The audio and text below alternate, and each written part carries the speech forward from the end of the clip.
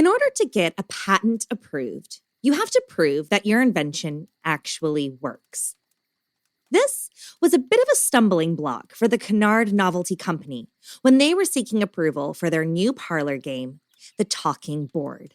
You see, this incredible invention didn't use gears or motors to move, but rather a simple board with the alphabet configured in a semicircle. The numbers 0 through 9 below, yes and no in the top corners, and goodbye scrawled across the bottom. The only moving piece of the talking board was a glass tear-shaped planchette. We, of course, know this game as a Ouija board, but this was a first for the patent office. The attorney and investor for the Kennard Novelty Company, Mr. Bond, took a prototype of the board into the office and also brought along his sister-in-law, Helen Peters, who was reported to be a very intuitive medium. Once he had filled out the application for the patent, disbelief and incredulity filled the office. The chief patent officer scoffed and told the pair that if the board could correctly spell out his full name, he'd give them the patent. Mr. Bond, Miss Peters, the patent officer, and a few other staff members gently placed their fingers on the cold glass planchette and asked the room to spell out the officer's name. To their absolute shock, the planchette began to slide from letter to letter until it correctly spelled out the officer's name in full. The chief officer was stunned. No one had told Bond or Peters his name, and there was no way they could have known that this would be the test that would be set before them. Was it magic? Spirits? Or could it possibly be that Mr. Bond, who was a patent lawyer, may have already known the officer's name? Whatever the reason, the pair walked out with a patent that very day. And just in time also. The Ouija board was a quick and efficient way to communicate with the dead, and much more detailed than table shaking or other forms of seances. And there was a major audience as well. The average lifespan in the USA in the late 1800s was just 50 years old. Young men and boys had been killed in droves during the Civil War, leaving behind grief-stricken wives, mothers, and children.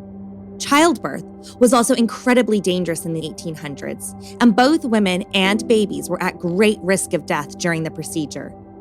And even if both mother and baby survived the birth, child mortality rates were sky high. Some studies say 1 in 3 babies died of childhood illnesses such as dysentery, diarrhea, tuberculosis, and an array of other now preventable illnesses. All of this loss and pain made people seek reason and comfort for their loss. Spiritualism was rife, with even Mary Todd Lincoln performing seances in the White House. By the late 1800s, it is suspected that over 8 million American and Europeans believed in the power of spiritualism. No one at the Kennard Novelty Company were really into spiritualism, but they were shrewd businessmen who knew that this product was going to fill a hole in the market and become an instant moneymaker. And it was. The patent didn't say how it worked, and the mystery surrounding it was a huge part of its appeal. The game, as it was sold, was wholesome family fun, a method for reaching loved ones on the other side. That is, until 1973, when the story of a little girl playing with a Ouija board who accidentally summoned a demon and became possessed filled our living rooms. Once the world was introduced to William Peter Blatty's The Exorcist, the Ouija board became a tool of the devil, an instrument of dark magic, and a direct line to Satan himself. And our view on the Ouija board has been eternally altered. This talking board, once used to bring forth messages of comfort to distressed widows, was now a doorway to the underworld. And sure, there are people who use it for dark or nefarious reasons. Others crowd around the board in between eating popcorn and painting their nails at slumber parties. And some still turn to the board in hopes that their loved ones do come through. Is it an instrument of fun, dark magic, or familial connection? The truth is, no one really knows. And that's why, after all these centuries, we are still so very drawn to it.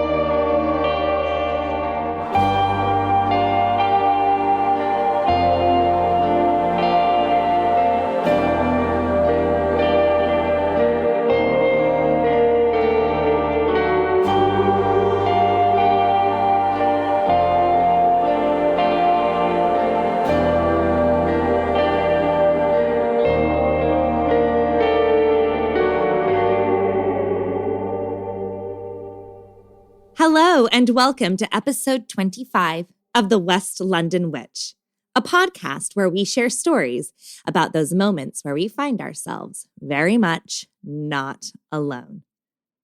Sometimes, in the pursuit of a scary story, I end up doing some very strange things. There's an Instagram account, Miss Spookiness, that I absolutely love. Maria Teresa, or Miss Spookiness, is constantly filling my feed with awesome Halloween posts year-round. So I reached out to her and asked if she had any spooky story she'd like to share. Maria Teresa was so gracious with her time and her stories, and shared with me some truly terrifying tales of growing up in a haunted Manhattan apartment. After the childhood she had, it's no wonder why she is Miss Spookiness. I'm Rebecca Strazina, and this is The West London Witch, episode 25, The Portal.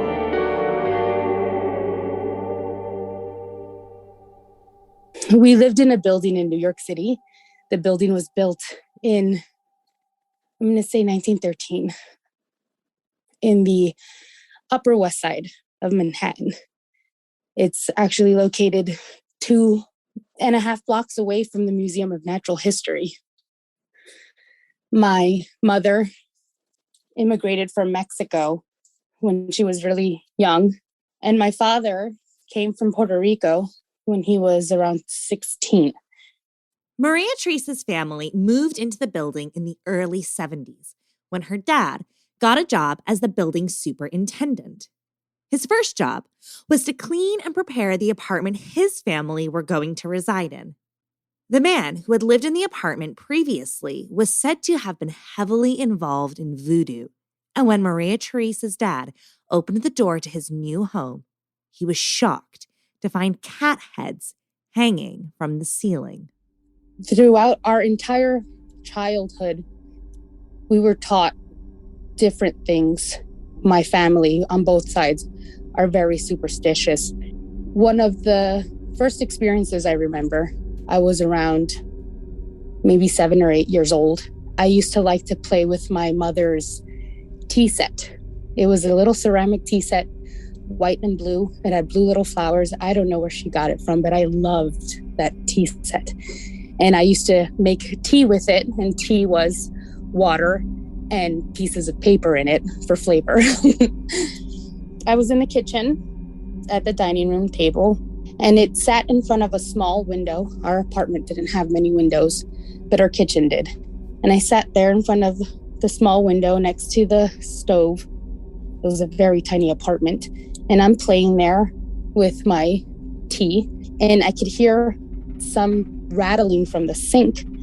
And I stopped playing, and I turned behind me towards the sink, and there's nothing there. So I continued playing, and I can hear the rattling, and I'm thinking, now what's making that noise? And I'm turning around, and I can hear my sister and my mother talking in the living room.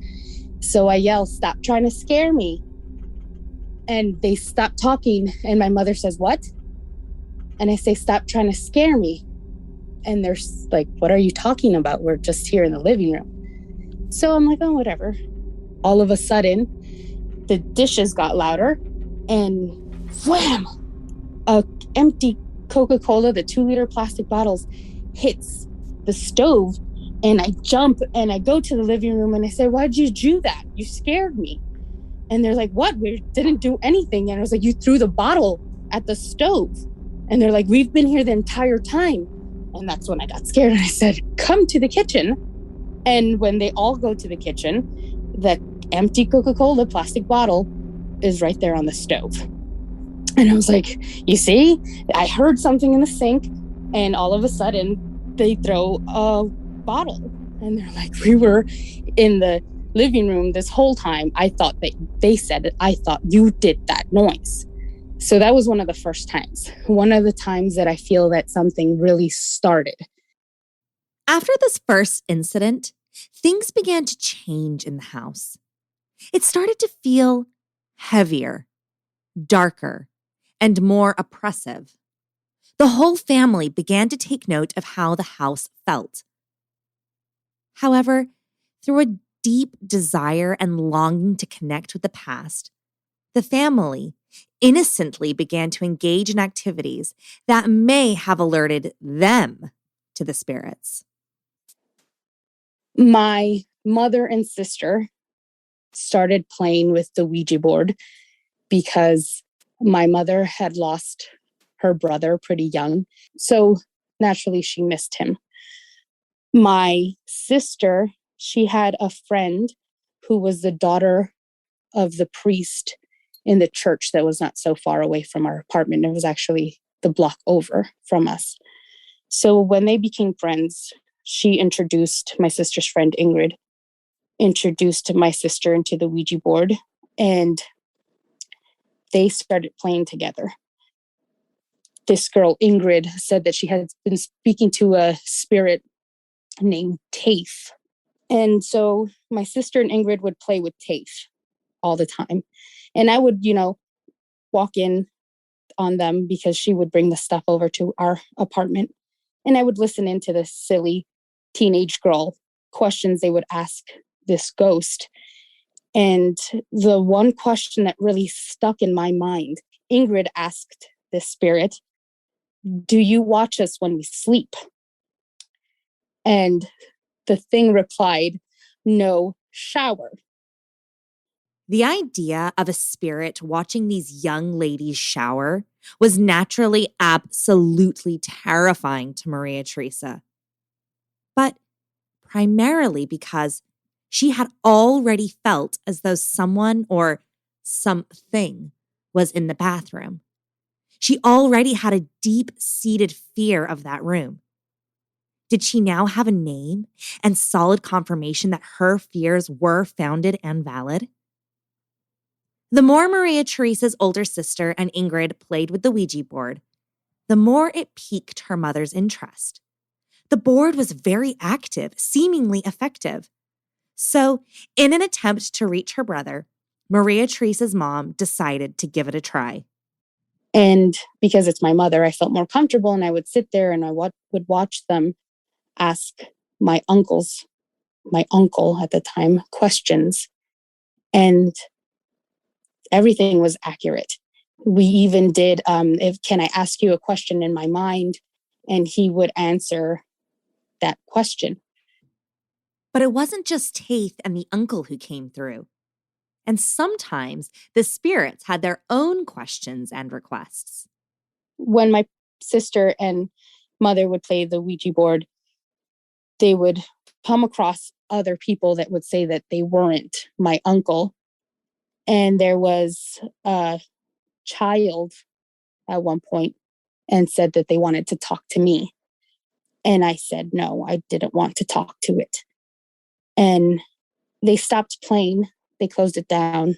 But I was always scared of why it asked to speak to me when I wasn't even playing. I was just watching them do it. This one time, not too long after that, I was play fighting with my brother, who's 3 years older than me. It was mostly, the slap and run away. And, you try not to get hit, but your older brother always gets you. So he would slap me and he'd run away, not on the face, like a tap on the shoulder or on the back, that slight kid push. So we were doing back and forth, trying to get away from each other to see who would win.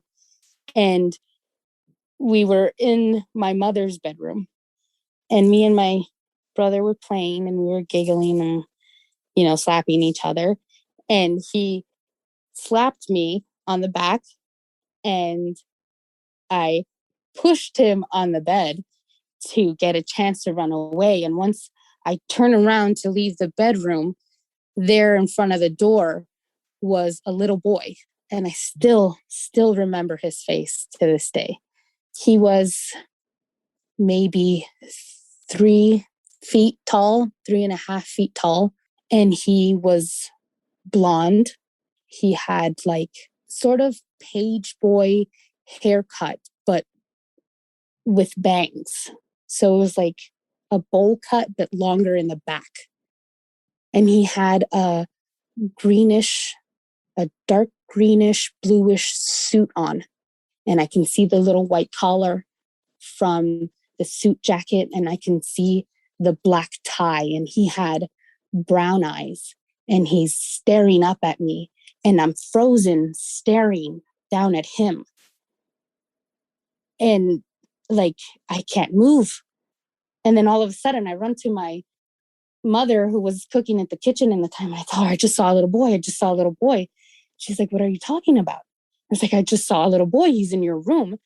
And I run back and I asked my brother, did you see him? And he was like, did I see who? And I said, the little boy.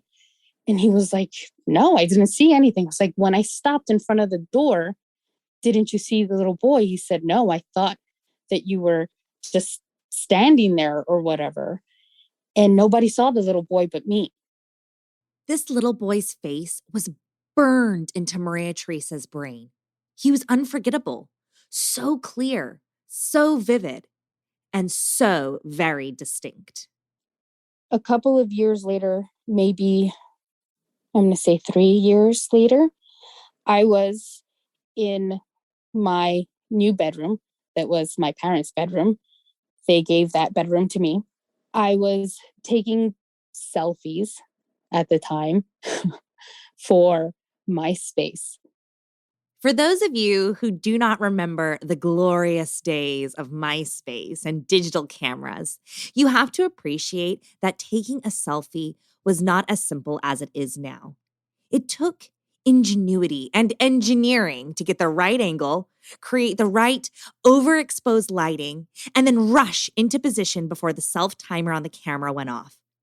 You only had a little grainy screen on the back of the camera to check your shots, and it wasn't until you took out the SD card and uploaded the photos onto Windows that you really had any idea how your masterpiece turned out. Taking a selfie in the early 2000s was an absolute production. I'm taking pictures, and you can view the pictures after you take them on the camera itself because it had a screen. So I'm taking pictures and I'm flipping through the pictures to see which one I like because, girls. And in one of the pictures, I noticed something in the background. And when I look closely, it is a very faint outline of a little boy with that page style bowl cut haircut in the back, just looking at me, staring, frozen in the picture. And I still have the picture somewhere. Maria Teresa showed the photo to her entire family. It was an unbelievable piece of evidence, but they didn't tell any of their friends or neighbors. She was a teenager and didn't want her friends to be scared to come over and hang out. My sister had a friend from high school. Her name was Damaris, and she slept over our house. We had sleepovers often. They went on all night. We would go to sleep late because we would watch horror movies. We would, sing to songs and just talk about all sorts of stuff that, girls talk about. Me and my sister had bunk beds at the time, those red metal bunk beds. And since Damaris was sleeping over, we decided that she can have the top bunk because the bottom bunk, the bed was bigger. Me and my sister slept on the bottom and Damaris took the top bunk, and it was already late. And we were trying to go to sleep, but as teenagers and kids often do, you're giggling and saying stupid things to each other, trying to go to sleep. And I remember, it's quieting down, and you can hear, Damaris had fallen asleep. You can hear her steady, slow breathing. And my sister was beside me, and my sister, she has a switch. She falls asleep like that. So I'm there lying in bed, and because, I'm little, I'm looking around the room, scared, because I'm the last one to fall asleep, and I'm thinking, oh man, I'm going to see something. And nothing happened. I fell asleep after some time later. And then in the middle of the night, after we've all fallen asleep, Damaris wakes up screaming. She gets down the bunk bed, practically missing every single step on the ladder that leads up there. And she jumps down and she's screaming. She's going towards the door. And my sister wakes up. She goes, Damaris, what's wrong? And Damaris is screaming, the little boy, he was on my legs. And I'm like, what? And she was like, there was a little boy, he was on my legs and he was staring at me while I was sleeping. And she's all hectic and we're trying to calm her down. It's like, it's nothing, you were dreaming. And Damaris like, no, and she's crying and screaming, there's a little boy, he was on my legs, he was staring at me while I was sleeping. And he was like, you were dreaming. And she's like, no. So of course I'm like, what did he look like? And she was like, it was a blonde little boy and he had a suit on and he was just staring at me. And we're like, okay, she probably wasn't sleeping because she just described the little boy that I've seen in the house and in a picture. So we're like, no, you were just sleeping because, she's a guest. We're trying to calm her down. I didn't say anything at the time. And we're calming her down. And she's like, my sister was saying, it's just a dream. Go to sleep. It's nothing. You were just sleepwalking. So she's like quieting down and sobbing. And I guess from being, so exhausted from staying up so late, she crawled up back in the bed. And me and my sister stayed awake. And I was whispering to my sister, I'm like, that's the little boy I saw. And my sister was like, I know, as soon as she said it. That was the last slumber party the girls had with Damaris. However, interestingly enough, that was the last time the little boy was seen in the house also. Maybe he realized he was scaring us. Maybe he moved on to something else. But after that, the little boy didn't come around. But after the little boy, there seemed to come a girl, and she was older than him. She was maybe 13. My father and sister said that she looked like me because they saw her so many times. I had this really gross habit of going into the basement of the building barefoot to throw away garbage. And my dad would yell at me, there's broken glass everywhere, there's garbage, it's unsanitary, it's disgusting, put on your shoes. So, I did it sometimes. Kids are hard-headed. I would go with shoes sometimes. I would go without shoes sometimes. But one time my father said that he was putting the garbage together. Like I said, he was the superintendent. He took care of the garbage, the cleaning, and all that stuff. He did it all. As Maria Teresa's dad was in the basement organizing the trash for the next day's pickup, he said that he saw her standing in the basement barefoot. And he said, what did I tell you about coming down here barefoot? And that he turned around to grab a garbage can and continue walking. And he looked back. He said he was about to say, go put on your shoes, and that I wasn't there anymore. After he was done, he came upstairs to the apartment and he said, how many times did I tell you not to go downstairs barefoot? And I was like, I haven't been downstairs. He was like, don't lie to me. I just saw you down there. I was like, no, I've been in my room this whole time. The realization just like hit his face. And he was like, oh, I thought I saw you down there. I was like, no, I've been here the whole time. And a couple of weeks later, my sister said that she came into the apartment and she looked into where my bedroom was, and that I was on the bed watching TV, and that I turned to her and look at her. And then I look back at the TV and she's mad because at that time I was supposed to be in school. She goes into the bathroom and she's yelling, "Why aren't you at school? You're supposed to be in school." So she does her business and she, comes out of the bathroom and she goes into my bedroom about to yell at me, and she realizes I wasn't there. And she knows the deal of the apartment. Everybody already knows the deal of the apartment. And she's like, "Oh, okay, well, that wasn't her," because after I came home from school, she realized I was actually at school. The little boy and the little girl were not the only two entities in the house. There seemed to be a revolving door of paranormal activity in the building. Along with them, there was a shadow that never had a face. You see, the little girl looked like me, and the little boy, I explained how the little boy looked. They had faces. The shadow did not have a face.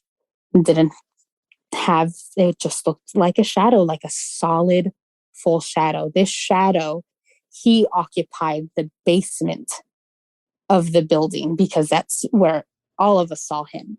And we call it a him because, he's built tall and wide shouldered, but slender.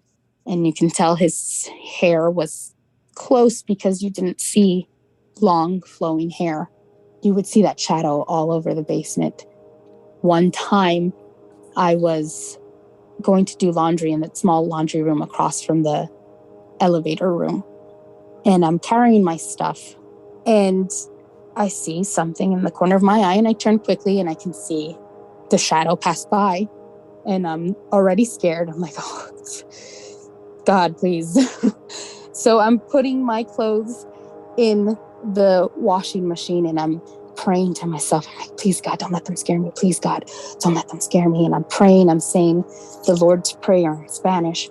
And I'm trying to hurry up and I'm stuffing everything in and I'm nervous and I'm shaking. I'm like, "Please don't let me see anything. Please, God, don't let me see anything." I'm pouring in the detergent. And next to the washing machine was those huge industrial sinks. I'm putting the stuff in and I'm saying, "Oh, please, please, God, don't let them scare me." And I open the tap and I'm rinsing my hands because I got a little bit of laundry detergent on them. And I rinsed my hands and I sealed the tap tight. And it always does that squeaky because it was those plastic type knobs. And I shut it tight, right? And I turn around and I am about to go out the door. I open the door. I take about 2 steps out of the laundry room and the squeak starts rushing out and it's pouring out. And it was like they opened the tap full, like just turned the knob all the way. And I did not care. I bolted. I ran to the elevator. I opened the door. I'm pressing the buttons and it seemed like it took 10 years for those doors to close. And there's this circular window that you can see out the elevator on every floor. And I'm closing my eyes because I do not want to see something staring at me from that little window. And when the elevator goes up, you can still sort of hear the sounds down there. I can hear when the water closes. And I just knew that was that shadow guy. Something interesting about this apartment is that not all of these entities were occupying the space at the same time. Maria Teresa said it was almost as if they were on a rota, one taking a turn each at a time. And she said she was grateful for this. She said there was no way their family would have been able to deal with all of this paranormal activity 24/7. There was a woman with long black hair who would stand in the bathroom. Aside from being scared of Tafe staring at us in the shower, there was this woman that would just stand right in the open door of the bathroom. And she had, I don't know if it was a gown, like a nightgown or a white dress. And I know that sounds so cliche, black hair and a white dress, but that's what, I saw her in. My sister said she saw her in a white shirt.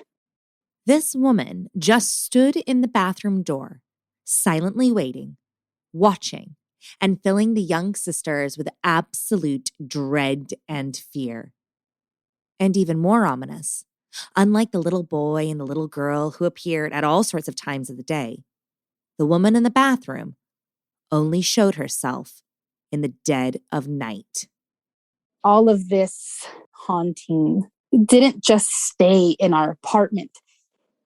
And I don't know why. It's like we attracted them to us, our family attracted them to us because our grandmother was rumored, I'm going to say rumored, to practice witchcraft.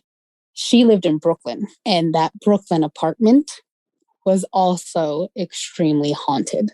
There was a fire in her apartment before she lived there.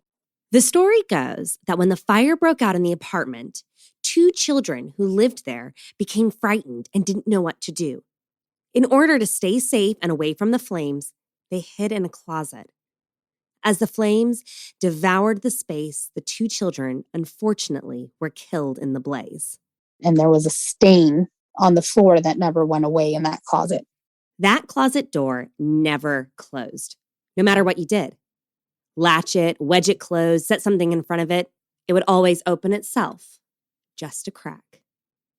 The room also had a very heavy feeling, as though you were never truly alone in the space. All of the grandkids were terrified of it and made a point to never sleep in there.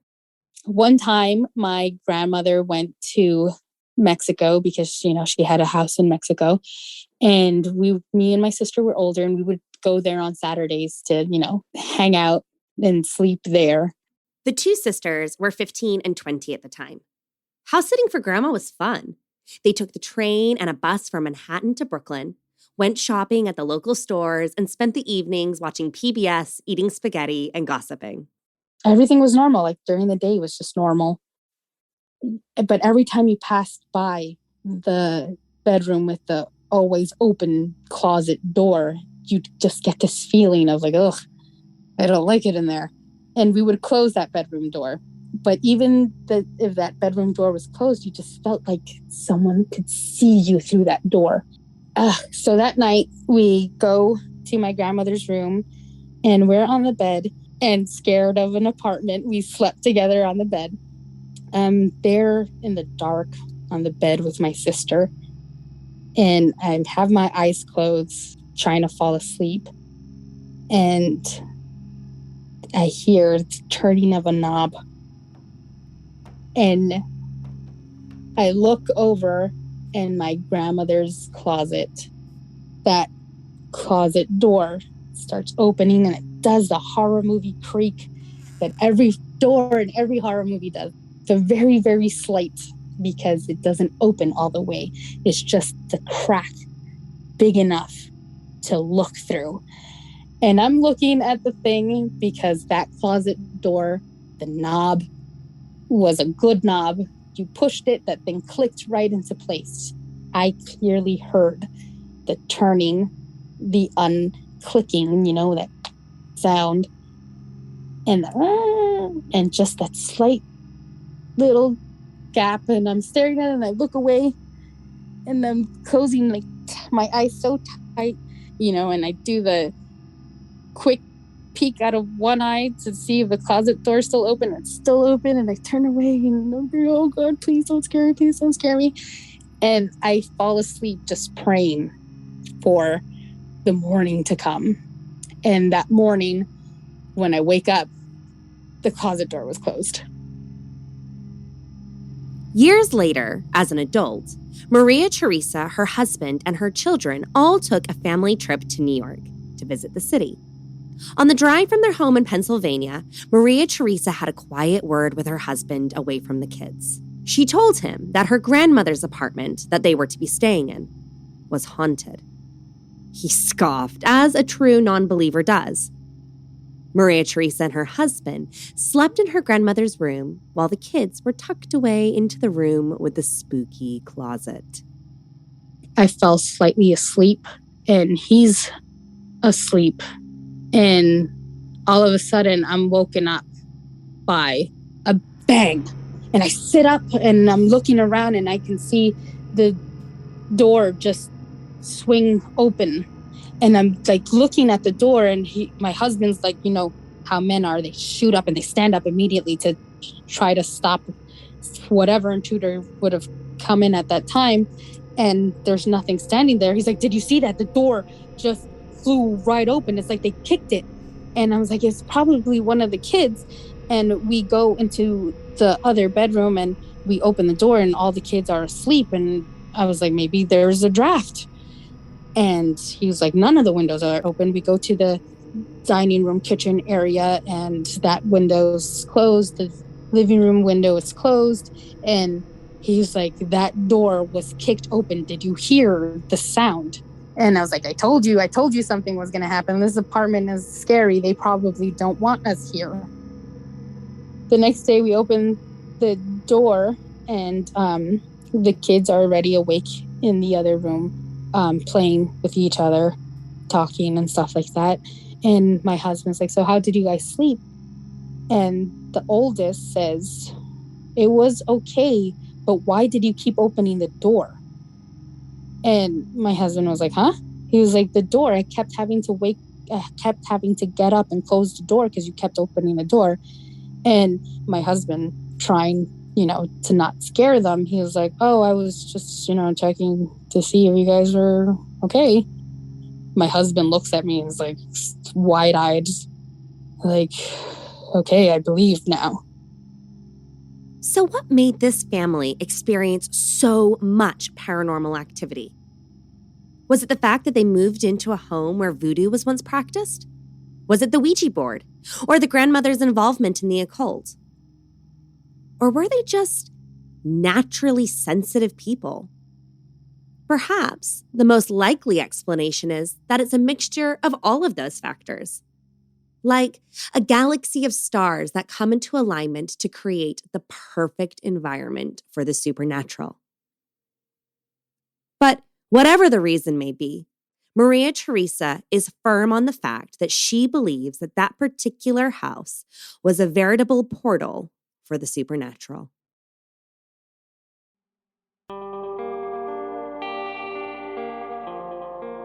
Do you have a spooky story you'd like to share? I'd love to hear it. Drop me an email at thewestlondonwitch@gmail.com or find us on Instagram and Facebook at The West London Witch. If you enjoyed today's episode, don't forget to subscribe, rate, and review. And come and follow us for additional content on Instagram and Facebook. Until next time, merry meet, merry part, and merry meet again.